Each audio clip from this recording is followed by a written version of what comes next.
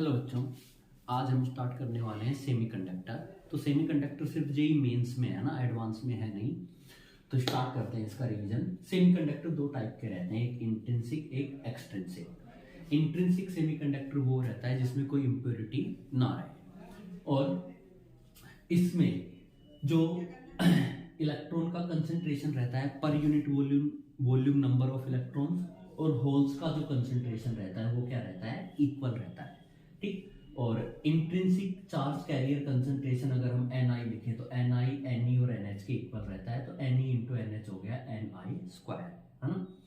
इसमें जो intrinsic semiconductor है इसमें जो करंट आता है ये इलेक्ट्रॉन्स की वजह से भी आता है और होल की वजह से भी आता है। ऐसे जो कंडक्टिविटी रहेगा वो इलेक्ट्रॉन्स की वजह से भी आएगा और होल्स की वजह से भी आएगा। तो ये फॉर्मूला भी याद रखना है कंडक्टिविटी का ना। तो E इलेक्ट्रॉन का charge, Ni intrinsic charge carrier concentration into mu E plus mu H। Mu E है mobility of electron, mu H है मोबिलिटी ऑफ होल। तो ये फॉर्मूला याद रखना है। फिर हम बात कर लेते हैं एक्सट्रिंसिक सेमीकंडक्टर। दो टाइप के रहते हैं, एन टाइप, पी टाइप। अगर हम इनमें कुछ इंप्योरिटी ऐड कर देते हैं तो ये बन जाता है एक्सट्रिंसिक सेमीकंडक्टर। अब एन टाइप वो है जिनमें हम इंप्योरिटी ऐसा ऐड करें जिससे नंबर ऑफ इलेक्ट्रॉन्स मतलब इलेक्ट्रॉन कंसंट्रेशन का वैल्यू बढ़ जाए। तो ऐसा कोई इंप्योरिटी ऐड किया जाता है जिसमें इलेक्ट्रॉन्स क्या होते हैं, ज्यादा होते हैं। तो Ne का वैल्यू NH से क्या हो गया, यहाँ पे ज्यादा हो जाता है। और अब ये आप ऐसे बोल सकते हो कि जैसे सिलिकॉन रहता है उसके पास 4 वैलेंस इलेक्ट्रॉन रहते हैं, तो इसमें कुछ ऐसा इंप्योरिटी एटम ऐड कर लिया जाए जिसमें 5 वैलेंस इलेक्ट्रॉन हो, तो 4 तो बॉन्ड में चले जाएंगे और 1 इलेक्ट्रॉन एक्स्ट्रा रह जाएगा, और वो एक्स्ट्रा इलेक्ट्रॉन है वो ही कंडक्टिविटी को बढ़ा देता है। तो क्या होता है कि Ne का वैल्यू NH से बहुत ज्यादा हो जाता है। तो जो करंट अगर हम बात करें तो लगभग वो क्या रहता है, जो इलेक्ट्रॉन्स की वजह से करंट है लगभग उसी के इक्वल रहता है। कंडक्टिविटी भी फिर इलेक्ट्रॉन वाला पार्ट ही आता है इसमें। ऐसे ही पी टाइप वो है जिसमें होल्स का कंसंट्रेशन इलेक्ट्रॉन्स के कंसंट्रेशन से बहुत ज्यादा रहता है।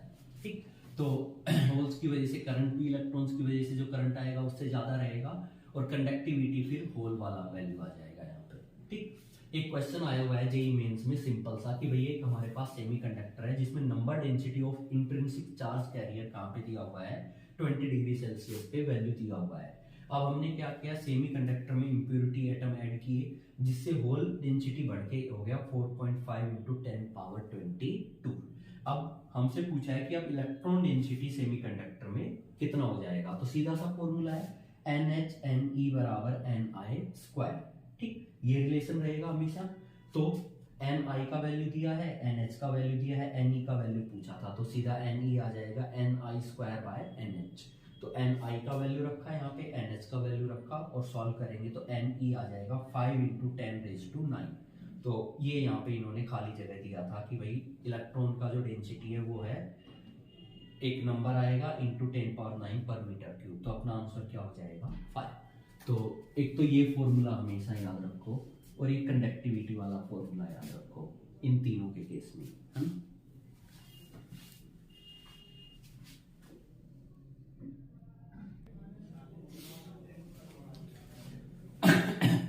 आगे देखो बच्चों, जंक्शन डायोड जो पीएन डायोड अपने पास है, दो केस बनते हैं इसमें, forward biasing and reverse biasing. तो जो पीएन डायोड अपने पास है इसके अगर पी वाले पार्ट को बैटरी के पॉजिटिव टर्मिनल से और एन पार्ट को बैटरी के नेगेटिव टर्मिनल से जब हम ज्वाइन करते हैं तो इसको बोलते हैं फॉरवर्ड बायसिंग। तो होता क्या है, यहाँ पे जो वोल्टेज बैरियर होता है, मतलब होल्स जो है वो अगर हम यहाँ पे देखें तो पी टाइप पार्ट है ये, है ना।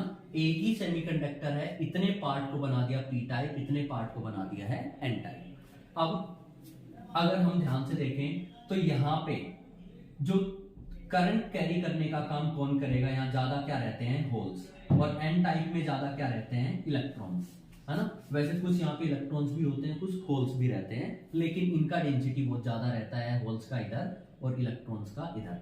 यहाँ पे बन जाता है वोल्टेज बैरियर। अब जब होल्स इधर से और इस तरफ जाने की कोशिश करते हैं तो एक्चुअल में इस वाले पार्ट में वोल्टेज बैरियर जो रहता है उसका इलेक्ट्रिक फील्ड इस डायरेक्शन में होता है, तो वो होल्स पे फोर्स लगा रहा होता है इस तरफ, तो वो होल्स को जाने से रोकता है, और इलेक्ट्रॉन्स पे फोर्स लगता है इस तरफ, अगर इलेक्ट्रॉन्स इस पार्ट में आ जाएं तो इलेक्ट्रॉन्स को इधर जाने से रोकता है। तो इसके लिए हम एक बैटरी लगा देते हैं। बैटरी लगाने की वजह से यहाँ पे हाई पोटेंशियल हो गया, यहाँ लो पोटेंशियल, तो इलेक्ट्रिक फील्ड इस डायरेक्शन में आ गया। तो जब एक्सटर्नल इलेक्ट्रिक फील्ड E का वैल्यू जब तक EI से कम है तब तक तो होल्स इधर और इलेक्ट्रॉन्स इधर नहीं जा पाएंगे, लेकिन जैसे ही E का EI से वैल्यू ज्यादा हो जाएगा तब क्या हो जाएगा, होल्स इस तरफ चले जाएंगे और इलेक्ट्रॉन्स इधर आ जाएंगे।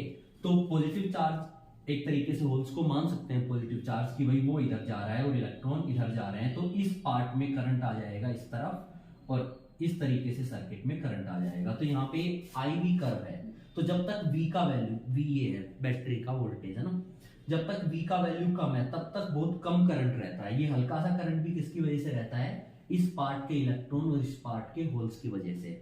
लेकिन जैसे जैसे हम वोल्टेज का वैल्यू बढ़ाते जाएंगे तो क्या होगा, एक टाइम ऐसा आएगा जब E का वैल्यू EI से ज्यादा हो जाएगा, और फिर इस पॉइंट पे आने के बाद क्या होगा, लगातार करंट का वैल्यू है वो V के प्रोपोर्शनल हो जाएगा। तो ये एक तरीके से रेजिस्टेंस, ओमिक रेजिस्टेंस के जैसे ये बिहेव करेगा।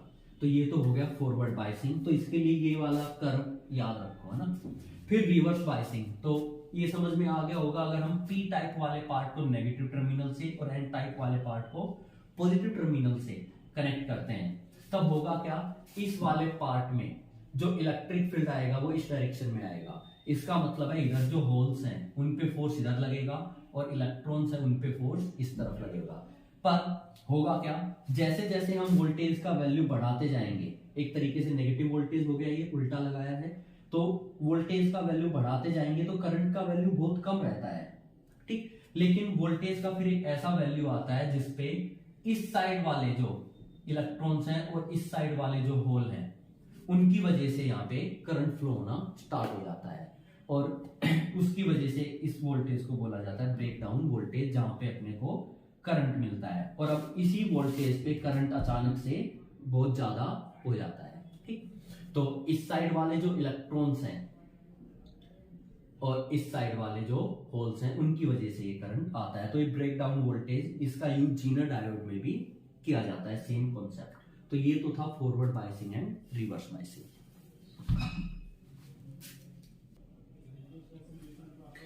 अब देखो बच्चों, वैसे तो फॉरवर्ड बायसिंग के लिए अगर अपने को बोला जाता है कि भाई ये रेजिस्टेंस है तो वो हम लेते हैं, अदरवाइज क्या रेजिस्टेंस लेते हैं डायोड का 0, और रिवर्स बायसिंग के लिए इनफाइनाइट लेते हैं ना। तो जैसे ये क्वेश्चन जेईई मेंस में आया हुआ है, ये सर्किट देके और पूछा था कि भाई ए बी ये पोटेंशियल डिफरेंस अपने को बताना है। तो अब अगर हम ध्यान से देखें तो बैटरी से करंट ऐसे चलेगा, इस तरफ जाएगा, ऐसे चलेगा, यहाँ दो पार्ट हो जाएंगे, इधर जाएगा और इधर जाएगा। अब अगर ध्यान से देखें तो करंट इस तरीके से फ्लो हो रहा है, तो ये PN इस तरीके से है, तो इसमें आसानी से करंट फ्लो हो जाएगा, फॉरवर्ड बायसिंग है यहाँ पे। इसका मतलब है ये बिल्कुल किसके जैसे बिहेव करेगा, जीरो रेजिस्टेंस के जैसे।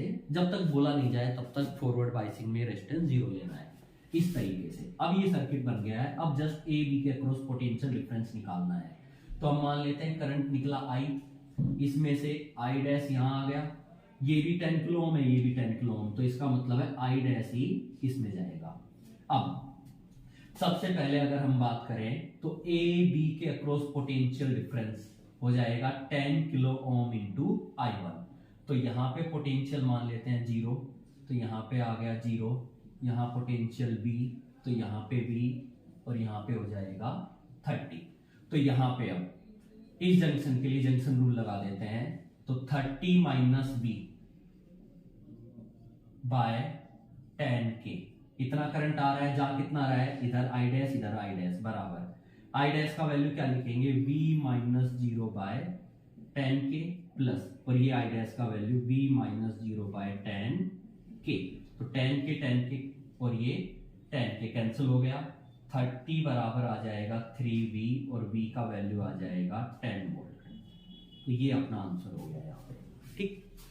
अब ये जेईई मेंस 2021 में आया, इसमें अपने को बोला है कि 2 डायोड लगे हुए हैं, इनके लिए फॉरवर्ड रेजिस्टेंस लेना है 50 ओम। तो फॉरवर्ड बायसिंग के केस में कुछ नहीं बोला जाए तो रेजिस्टेंस 0 बोल दिया जाए तो फिर जो है वो, और रिवर्स बायसिंग के लिए तो इनफाइनाइट दिया हुआ है। Current through the 120 ohm resistance, इससे पूछा है, तो बैटरी से करंट निकलेगा।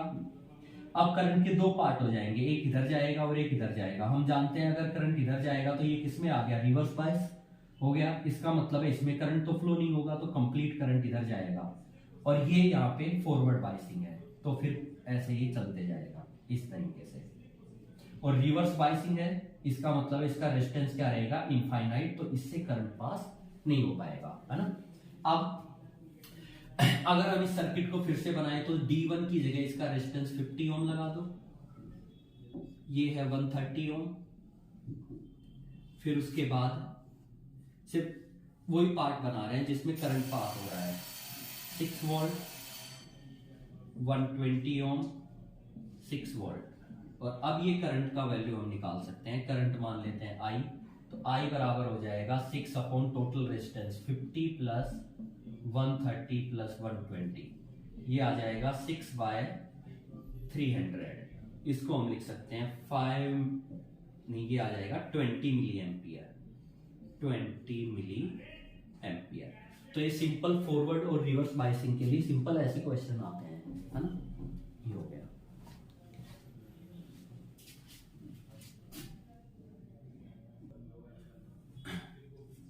अब देखो बच्चों, कोई भी जो जंक्शन डायोड रहता है ना, उसके लिए रेजिस्टेंस फिक्स नहीं रहता है ना। रेजिस्टेंस से मतलब है पोटेंशियल डिवाइड बाय करंट। तो उसके लिए डायनामिक रेजिस्टेंस डिफाइन किया जाता है, वो भी एक पर्टिकुलर वोल्टेज पे, कि भाई इस वोल्टेज पे डायनामिक रेजिस्टेंस बताओ। तो डायनामिक रेजिस्टेंस का सिंपल सा डेफिनेशन है, small change in applied voltage divide by small change in current, delta V upon delta I। जैसे ये अपने को कर्व बना के दे दिया पूरा, और हमसे पूछा है dynamic resistance at first V बराबर 1 वोल्ट। तो अगर हम ध्यान से देखें तो V बराबर 1 वोल्ट पे करंट था 10, 1.1 पे है 50। तो अगर हमें V बराबर 1 वोल्ट पे क्या निकालना है, डायनामिक रेजिस्टेंस, तो हम क्या करेंगे, वोल्टेज में हल्का सा चेंज करेंगे, तो वो तो आ गया small change in applied voltage. उसकी वजह से करंट में कितना चेंज आया वो हम पता करेंगे और दोनों को डिवाइड कर देंगे। तो ये तो बड़ा आसान है। ये आ जाएगा यहाँ पे कितना, वोल्टेज में चेंज आया 1.1 माइनस 1, इतना चेंज किया, और करंट में आ गया 15 माइनस 10, और ये मिली एम्पियर है तो 10 पावर माइनस 3। तो यहां से सॉल्व करेंगे तो ऊपर आएगा 0.1, नीचे आ जाएगा 5 इंटू 10 पावर माइनस 3। इसको सॉल्व करेंगे आ जाएगा 20 ओम। फिर second, dynamic resistance at V बराबर 2 वोल्ट। तो V बराबर 2 वोल्ट पे जाके हमने चेंज किया वोल्टेज में 0.1, 2 से पहुंच गए 2.1, करंट में ये चेंज आया, तो वापस से ये निकाल रहे हैं डायनामिक रेजिस्टेंस एट V बराबर 2 वोल्ट। तो ये आ जाएगा वोल्टेज में चेंज हुआ 2.1 माइनस 2, करंट में चेंज हुआ 800 minus 400 milliampere, 10 power minus 3। ये आ जाएगा 0.1 इंटू 10 पावर माइनस 3 को ऊपर ले जाओ, नीचे बच जाएगा ये 400, और यहां से सॉल्व करेंगे ये आ जाएगा 100 बाय 400, ये आ गया 1/4 ओम। ठीक है, तो इस तरीके से डायनामिक रेजिस्टेंस निकाला जाता है। ये कर्व हमेशा तुम्हें बना के देंगे, जिस पोटेंशियल पे, जिस वोल्टेज पे आपको निकालना है डायनामिक रेजिस्टेंस, वहां पे करंट का वैल्यू दिया जाएगा, साथ ही साथ अगला जो वोल्टेज है हल्का सा चेंज करके, और वहां पे भी करंट का वैल्यू दिया जाता है। तो इस तरीके से निकालते हैं हम डायनामिक रेजिस्टेंस।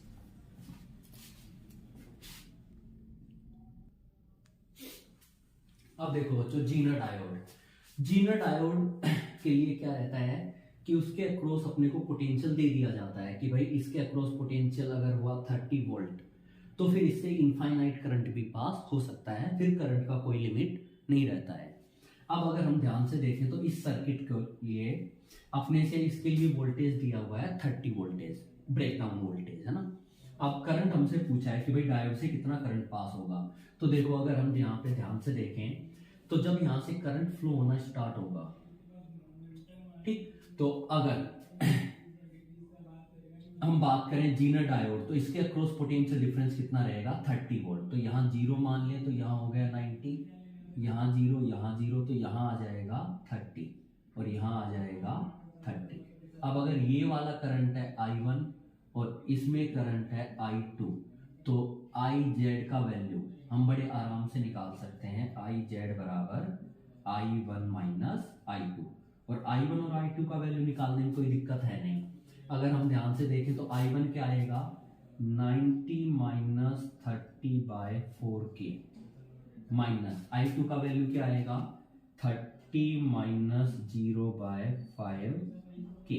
इसको सॉल्व करेंगे, ये आ जाएगा 60/4, 15K, 15 इंटू 10 पावर माइनस 3, और ये हो जाएगा माइनस 30/5 6, तो ये आ जाएगा 9 इंटू 10 पावर माइनस 3 एम्पियर, मतलब 9 मिली एम्पियर। ये हो गया। अब ये वाला क्वेश्चन देख लो, ये भी जेईई मेंस में आया हुआ है। इसमें VZ का वैल्यू दिया है 50, तो इसका मतलब है यहाँ वोल्टेज अगर 0 ले लें तो यहाँ हो जाएगा 22, यहाँ पे 0, यहाँ पे 0, तो यहाँ हो गया 15 और यहाँ हो गया 15। इस बार हमसे पूछा है कि टोटल कितना पावर डिसिपेट होगा अक्रॉस द जीनर डायोड। तो वापस से वही पावर, तो वही क्या रहता है, ये रहता है VI, तो जीनर डायोड के लिए VZ IZ। अब ये वाला करंट है I1, इसमें करंट फ्लो हो रहा है I2, तो जीनर डायोड में कितना करंट फ्लो हो जाएगा, IZ बराबर आ जाएगा I1 माइनस I2। अब यहाँ पे देखिए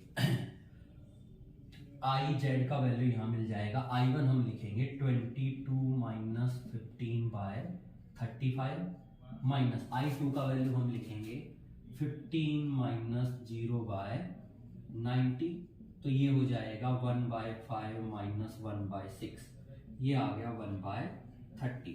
अब पावर निकाल लो, PZ बराबर हो जाएगा IZ 1/30 मल्टीप्लाई बाय VZ, ये है 15, तो ये आ जाएगा 0.5, तो 5 इंटू 10 पावर माइनस 1 वॉट, इस तरीके से आ जाएगा। तो उन्होंने इसका वैल्यू पूछा था, ये लिखा था x into 10 power minus 1 what, बताओ x का वैल्यू क्या रहेगा, तो ये आ गया 5। तो जीनर डायोड का सिंपल सा काम रहता है, जो लोड रहता है उसके अक्रॉस ये पोटेंशियल डिफरेंस को मेंटेन करके रखता है। तो अगर हम यहाँ पे बैटरी भी चेंज कर देंगे, इसका वोल्टेज बढ़ा भी देंगे, तो बढ़ा हुआ करंट जीनर डायोड से पास होके चला जाता है, लोड पे कुछ इफेक्ट नहीं आता, क्योंकि जितना पोटेंशियल डिफरेंस जीनर डायोड के अक्रॉस रहेगा उतना ही इस लोड के अक्रॉस रहेगा। ठीक, तो ये ऐसे वोल्टेज रेगुलेट करने के काम में आता है जीनर डायोड। सेमीकंडक्टर के बाद बच्चों हम बात कर लेते हैं लॉजिक गेट्स का। मेंस हर साल एक क्वेश्चन लॉजिक गेट से पूछता है, और ये क्वेश्चन आप बड़े आराम से कर सकते हो। कुछ बातें बस आपको याद रखनी चाहिए। पहले तो ये कि भाई हम जानते हैं लॉजिक गेट्स में इनपुट 0 और 1 रहता है, एक्चुअल में 0 और 1 नहीं रहता, ये भी तुम जानते हो। लो वैल्यू को 0 बोलते हैं, हाई वैल्यू को 1 बोलते हैं। तो पहले तो ये बातें पता होनी चाहिए कि भाई 0 प्लस 0, अब इसको बोलने में हम प्लस बोलते हैं, लेकिन ये मैथ्स वाला प्लस नहीं है। हम जानते हैं ये एक लॉजिक है, प्लस एक किसी लॉजिक को रिप्रेजेंट कर रहा होता है, उस लॉजिक के हिसाब से 0 0 क्या हो जाते हैं 0, और फिर इस लॉजिक के हिसाब से 0 और 1 1, 1 और 0 1, 1 और 1 भी 1। फिर ये जो डॉट है ये मल्टीप्लाई जैसा नहीं है, ये भी एक लॉजिक को रिप्रेजेंट कर रहा है, जिस लॉजिक के साथ हमने गेट को बनाया है ना। तो इस लॉजिक के हिसाब से 0 0 मिलके 0 0, 1 मिलके भी 0 1, 0 मिलके भी 0 1 1 1।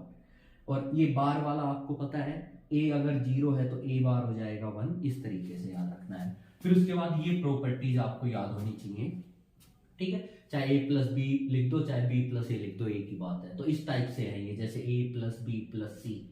इसमें अगर आप पहले a प्लस बी को सॉल्व करो, फिर उसको जो रिजल्ट आए वो प्लस सी करो, चाहे तुम पहले b प्लस सी को सॉल्व कर लो, जो रिजल्ट आए a में ऐड कर दो, तो एक ही बात है, ठीक। तो इस तरीके से ये सब प्रॉपर्टीज याद रखो। इनमें से ज्यादा इंपॉर्टेंट जो है वो एक तो ये वाला है, नंबर 7, नंबर 8 और ये नंबर 9। इन पे खास ध्यान देना है, इनको डायरेक्ट याद भी रख लो। a प्लस ए बी ए रहता है, ये मैंने लिखा भी है क्यों रहता है। a into A plus B, ये भी a ही आएगा, सॉल्व करेंगे तब। a plus A bar B, ये बहुत इंपॉर्टेंट है। अगर a का नोट b के साथ मल्टीप्लाई हो रहा है ना, तो ऐसे में a प्लस ए बार भी बन जाता है a प्लस बी। और ये तो पता होना ही चाहिए कि भाई a प्लस बी कंप्लीट का बार है, तो इसको बीच में से तोड़ दो तो a पे बार अलग हो जाएगा, b पे अलग हो जाएगा और प्लस साइन डॉट में बदल जाएगा। अगर a डॉट b बार है इस कंप्लीट पे तो इसको बीच में से तोड़ दो, a पे बार आ गया, b पे बार आ गया और डॉट साइन प्लस में बदल गया। ठीक, उसके बाद ये आई थिंक ये तो याद रहता ही है, नॉट गेट में आउटपुट जो आता है वो इनपुट का बार आता है, और गेट में 2 इनपुट रहते हैं, बाकी सब में नॉट गेट में 1 इनपुट रहता है। और गेट में जो 2 इनपुट है ए बी, उनका आउटपुट आता है a प्लस बी। तो इसके जैसा, जैसे अगर हम दोनों इनपुट दे दें 0 तो 0 आउटपुट भी क्या आएगा 0। अगर एक इनपुट भी दे दिया 1 तो आउटपुट क्या बन जाएगा 1। दोनों इनपुट 1 रहे तब भी आउटपुट क्या हो जाएगा 1। ऐसे ही जो एंड गेट है ये आता है a डॉट बी, जैसे एक इनपुट दिया 0 दूसरा दिया 1 तो 0 डॉट 1 क्या आया 0, तो आउटपुट भी क्या आएगा 0।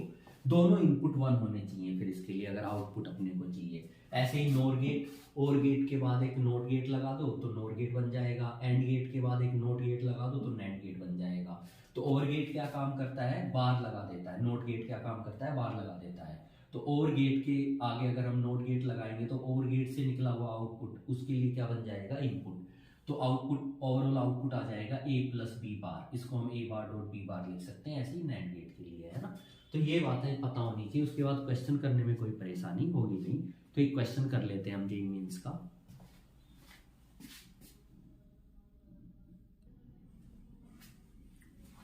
देखो बच्चों, जेईई मेंस 2021 में ये क्वेश्चन आया हुआ है, 4 नोर गेट्स अपने को दिए हुए हैं और आउटपुट हमसे पूछा है वाई।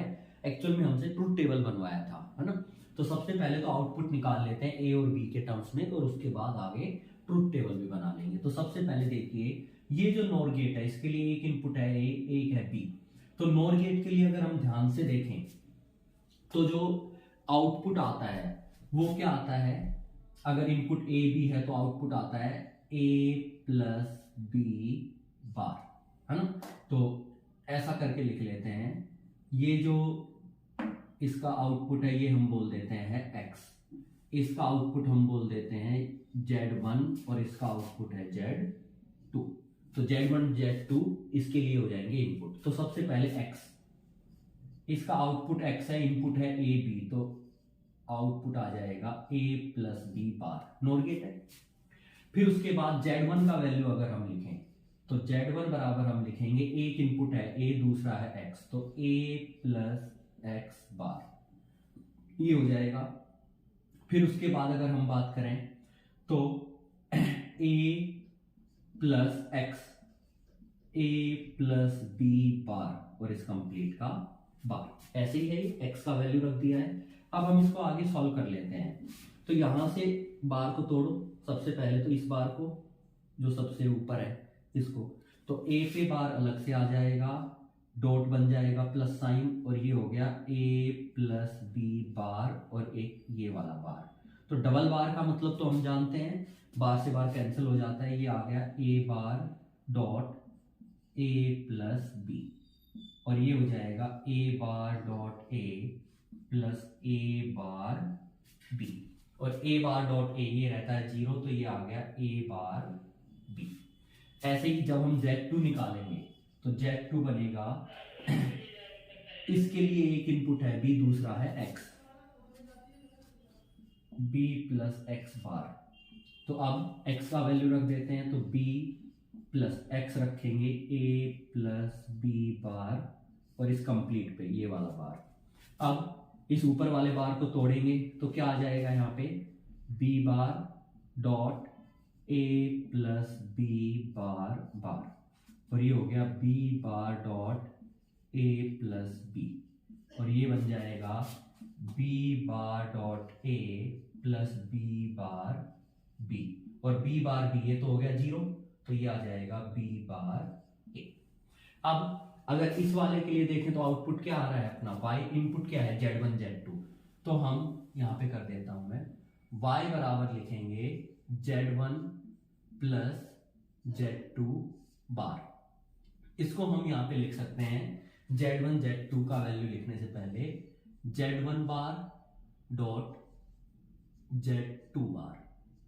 अब क्योंकि यहाँ से बार तोड़ेंगे तो Z1 बार डॉट Z2 बार। Z1 बार तो Z1 है A बार B और इस पे बार लगा हुआ है, डॉट Z2 बार तो Z2 का वैल्यू है B बार A और इस पे बार लगा हुआ है। अब इस वाले बार को तोड़ेंगे जो A बार B पे है, तो ये आ जाएगा A bar bar plus B dot ये आ जाएगा B bar bar plus A बार, यहां पे आएगा B बार, तो ये बन गया A plus B bar dot B plus A बार। इसको सॉल्व कर लेंगे, A B ये आ गया, A बार ये तो जीरो हो गया, फिर B बार B ये भी जीरो हो गया, प्लस ये आ जाएगा B बार A बार। और अब अगर हम इसके लिए ट्रूथ टेबल यहां पे बनाएं तो अब हम बड़े आराम से ट्रूथ टेबल बना सकते हैं, क्योंकि जो हमारे लिए इनपुट है और आउटपुट है उनमें रिलेशन आ गया है। तो इनपुट क्या क्या है हमारे लिए, A and B, A B और आउटपुट है Y। तो देखिए ट्रूथ टेबल बन जाएगा, A और B दोनों का वैल्यू जीरो ले तो ये हो जाएगा 0 0 0, लेकिन ये 1 1 1। अगर A 0 है B 1 है तो ये 0 हो गया, और B 1 है तो B बार 0 हो गया तो ये भी 0 हो गया। ऐसे ही अगर A का वैल्यू 0 है, A का 1 है, B का वैल्यू 0 है, तो वापस से सॉल्व करेंगे तो ये आएगा 0, और 1 1 है तो ये आ जाएगा 1। तो ये बन गया यहाँ पे ट्रूथ टेबल, है ना। तो इस तरीके से हम इसको सॉल्व कर लेंगे, है ना। तो एक एक स्टेप आगे चलते जाओ तरीके से, बार हटाते टाइम जरूर ध्यान रखो कि प्लस को डॉट में कन्वर्ट करना है, डॉट को प्लस में कन्वर्ट करना है, और इजीली आपको y मिल जाएगा in terms of A and